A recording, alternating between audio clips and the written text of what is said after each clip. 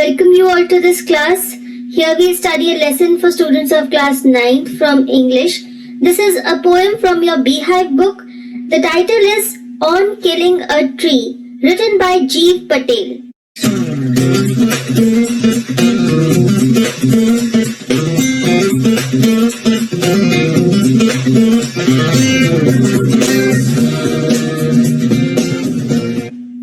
सबसे पहले इसकी इंट्रोडक्शन देखते हैं। टाइटल से ही हमें पता चल रहा है the poem is about cutting trees and the poet is very sensitive. He wants to tell us that even if you cut a tree, अगर आप एक पेड़ को काट भी देते हैं तो वो पेड़ मरता नहीं है।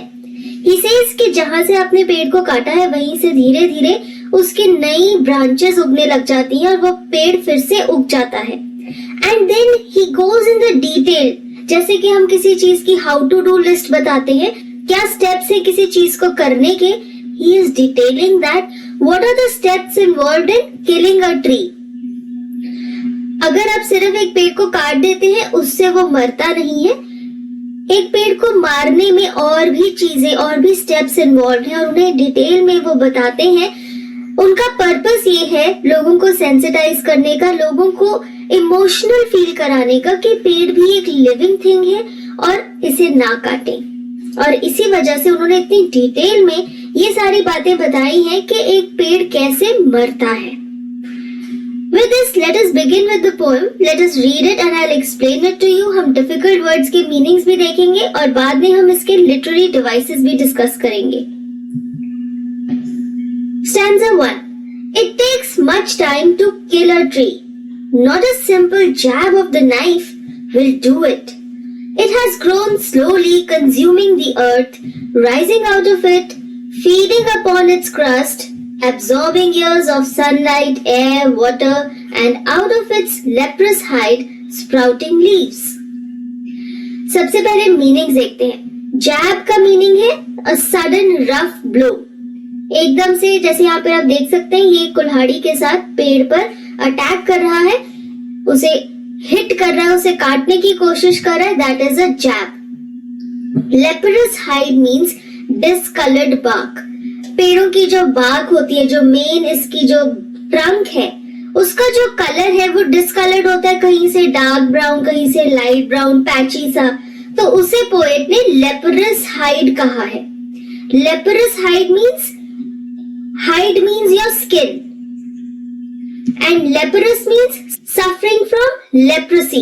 लेप्रेसी जो डिजीज होता है जिसमें आपकी स्किन की जो कलर है वो डिसकलर होके पैची पैची हो जाता है, अलग अलग कलर्स के पैचेस बन जाते हैं स्किन पे।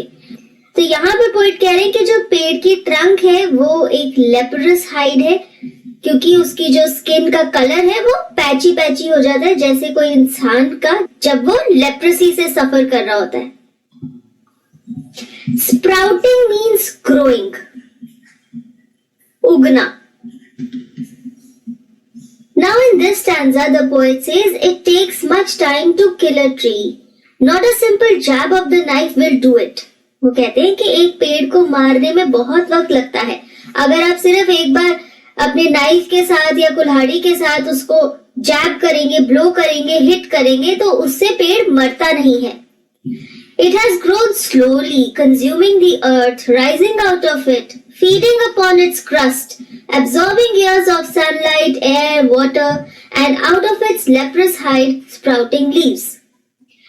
अब यहाँ पर वो क्या बता रहे हैं कि पेड़ को उगने में बहुत वक्त लगता है। धीरे धीरे धरती के अंदर से न्यूट्रिएंट्स लेके, मिनरल्स लेके ये पेड़ इतना विशाल बनता है, इतना बड़ा बनता है। तो अर्थ की क्रस्ट में से जो भी न्यूट्रिएंट्स हैं वो लेकर धीरे धीरे ये पेड़ एक छोटे से पौधे से बड़ा होकर इतना बड़ा पेड़ बन जाता है।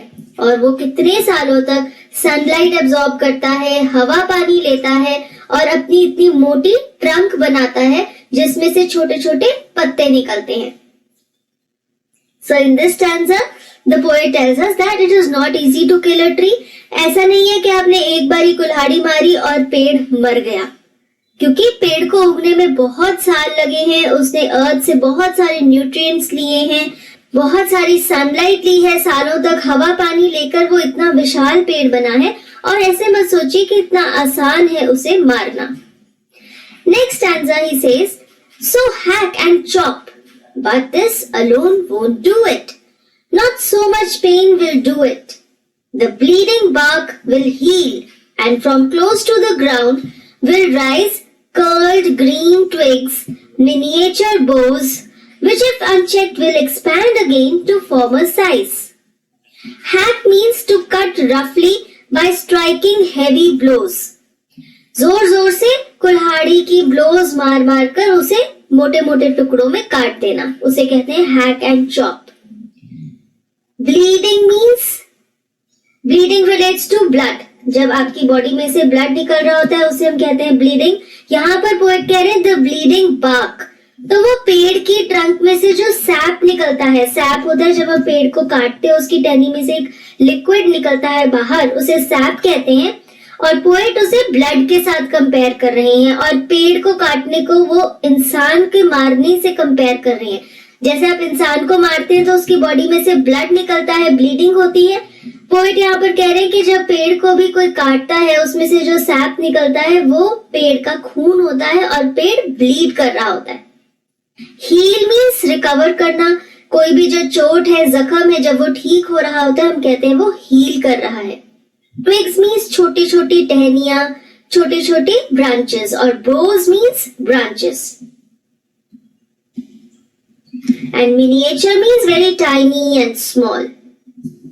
In this stanza, the poet is saying that if you will just hack and chop the tree, this won't do it. Won't do what? It will not kill the tree.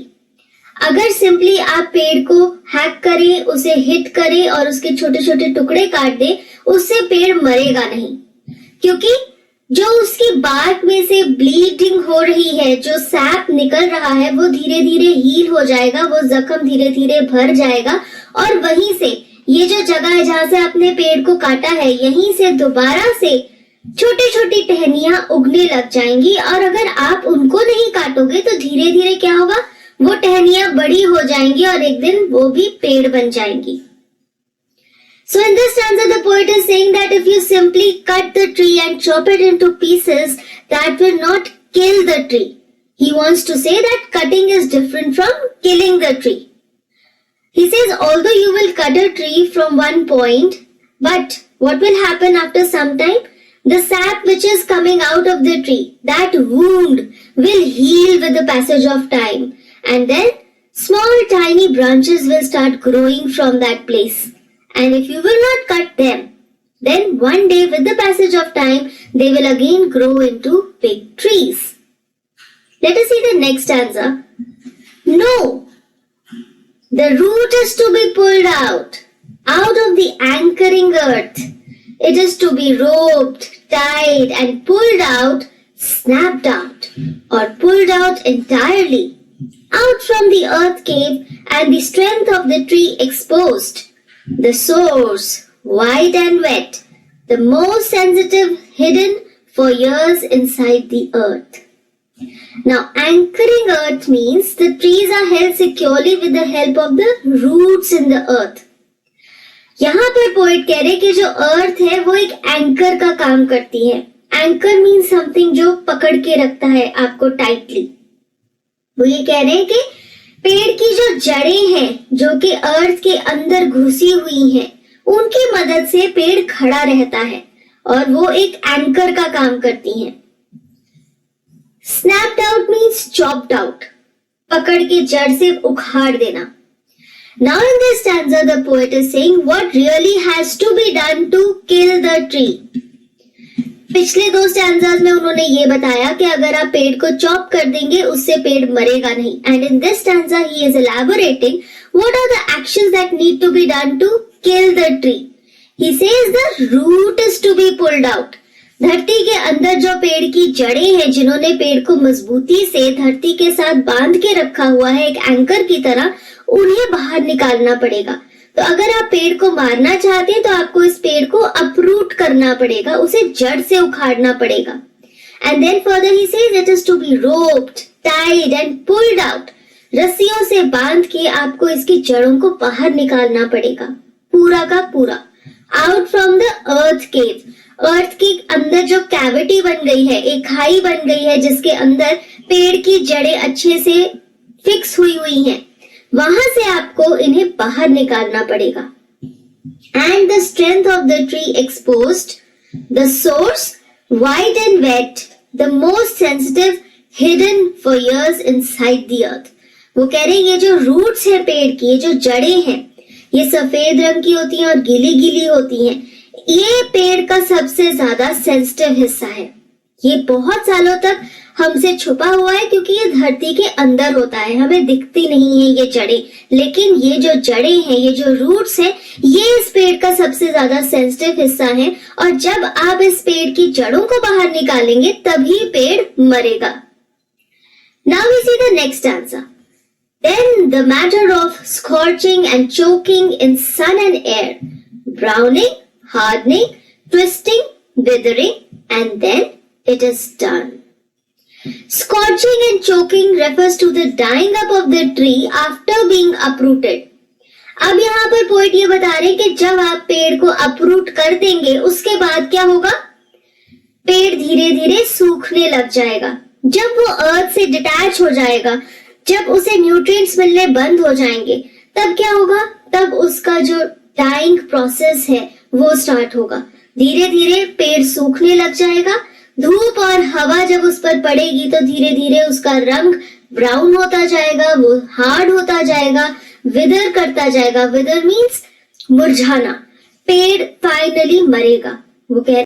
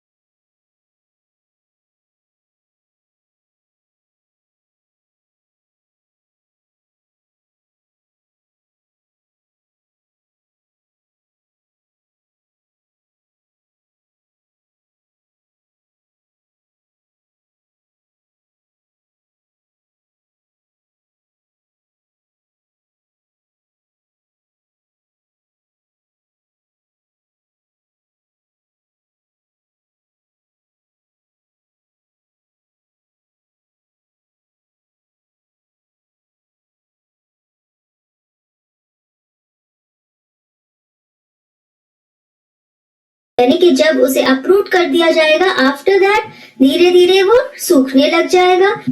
धूप और हवा की वजह से उसकी स्किन हार्ड होती जाएगी, मुरझाती जाएगी और फिर फाइनली एक दिन पेड़ फाइनली कंप्लीटली मर जाएगा। So this is the poem on killing a tree. It is a very sensitive poem.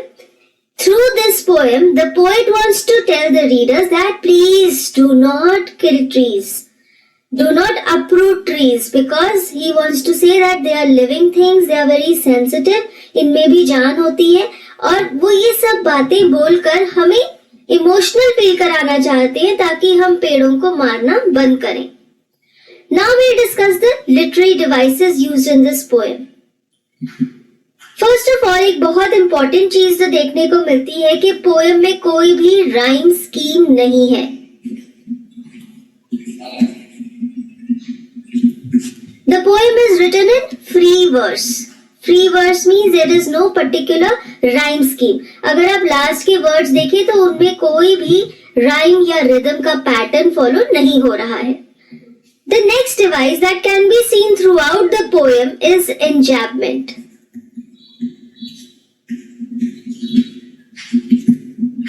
Enjambment तब होती है जब एक ही सेंटेंस कंटिन्यू होता है 2-3 लाइन्स में without any punctuation mark at the end of the line. यहाँ पर देखिए line 2, not a simple jab of the knife will do it. अब ये एक ही सेंटेंस है जो नेक्स्ट लाइन में कंटिन्यू हो रहा है, यहाँ पे कोई पंक्चुएशन मार्क भी नहीं है. This is the device of enchantment. Again it has grown slowly consuming the earth. यहाँ पर भी सेम सेंटेंस चल रहा है नेक्स्ट लाइन में. This is enchantment.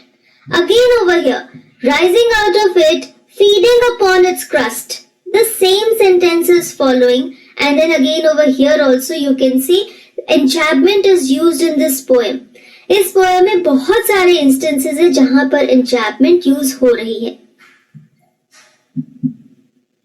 यहाँ पर देखिए stanza 2 में भी the bleeding bark will heal and from close to the ground will rise curled green twigs. यहाँ पर भी इन दोनों लाइन्स में एक ही सेंटेंस चल रहा है. Again this is enchantment. Even in stanza 3 and pulled out, snapped out और pulled out entirely, same sentence is running into the next line. तो आप ये कह सकते हैं कि इस पूरी पोएम में एन्चैंटमेंट का डिवाइस बहुत प्रोमिनेंट है. Let us C the next stanza. यहाँ पर भी then the matter of scorching and choking in sun and air. Same sentence is running through 3 lines. This is also enchantment. Now another device used in stanza 1 is metaphor. Metaphor is when you are comparing two things, लेकिन आप like या as use करके comparison नहीं करें, direct comparison नहीं है, indirectly आप दो चीजों को compare कर रहे हैं या उन्हें relate कर रहे हैं. यहाँ पर देखिए लेप्रस हाइट. यहाँ पर पेड़ की जो ट्रंक की सरफेस है उसे एक लेपर की स्किन के साथ कंपेयर किया जा रहा है. द पोएट सेज कि पेड़ की जो ट्रंक है उसका जो कलर है वो भी अनइवन है, डिसकलर्ड है, just like a person who is suffering from leprosy. उसकी स्किन भी डिसकलर्ड होती है. तो यहाँ पर पेड़ की ट्रंक की जो सरफेस है उसे एक लेपर की स्किन के साथ कंपेयर कर रहे हैं. Now in stanza 2 we get to see alliteration. Alliteration is the repetition of a consonant sound in 2 or more consecutive words. Consonant sound क्या हुआ? Vowel sound के अलावा जो sounds हैं उन्हें consonant sounds कहा जाएगा. जो भी 21 consonants हैं alphabets, उनका sound अगर repeat होता है closely connected words में, that is called alliteration. यहाँ पर देखिए